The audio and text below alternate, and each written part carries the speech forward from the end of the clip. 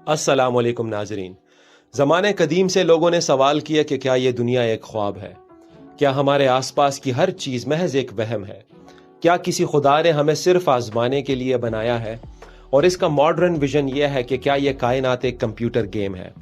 क्या हम सब सिर्फ डांसिंग पपेट्स हैं जो कि कायनात में मौजूद एक पावरफुल कंप्यूटर सॉफ्टवेयर के कवानीन की पाबंदी कर रहे हैं?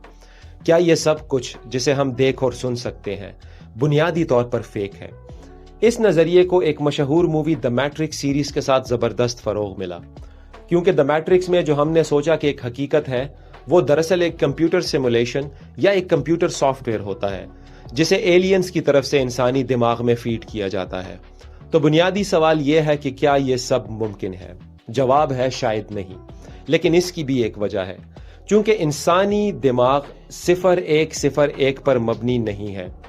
दोस्तों, ये एक कंप्यूटर लैंग्वेज है जिसे 0101 के नाम से जाना जाता है। मिसाल के तौर पर फोटोसिंथेसिस एक क्वांटम मैकेनिकल अमल है। यह जमीन पर तमाम जिंदगी की बुनियाद रखता है और हम अभी तक नहीं जानते कि यह कैसे काम करता है। मिसाल के तौर पे एक फूल तमाम कैलकुलेशंस कर सकता है, एक ऐसी कैलकुलेशन जिसे एक जदीद तरीन क्वांटम कंप्यूटर भी नहीं कर सकता। लिहाजा ये इस बात का सबूत है कि फितरत अब भी हमसे ज्यादा होशियार है।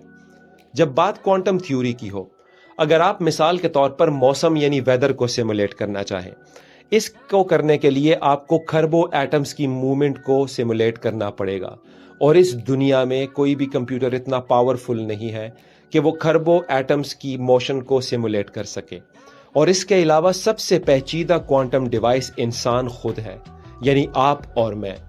इंसान क्वांटम मैकेनिक्स की सनती पैदावार है, यानी हम फैक्ट्री प्रोडक्ट्स हैं। आपके जिस्म का क्या होगा अगर आप क्वांटम मैकेनिक्स को बंद कर दें? इसका जवाब इंतहाई मुतासर कुन हो सकता है, और इसका जवाब है कि आपका जिस्म तहलील हो जाएगा। यह बेतरतीब झैली एटमी ज़र्रात के ग्रुप में तहलील हो जाएगा, और एटम क्वांटम उसूल की पाबंदी हमेशा कर सकते हैं।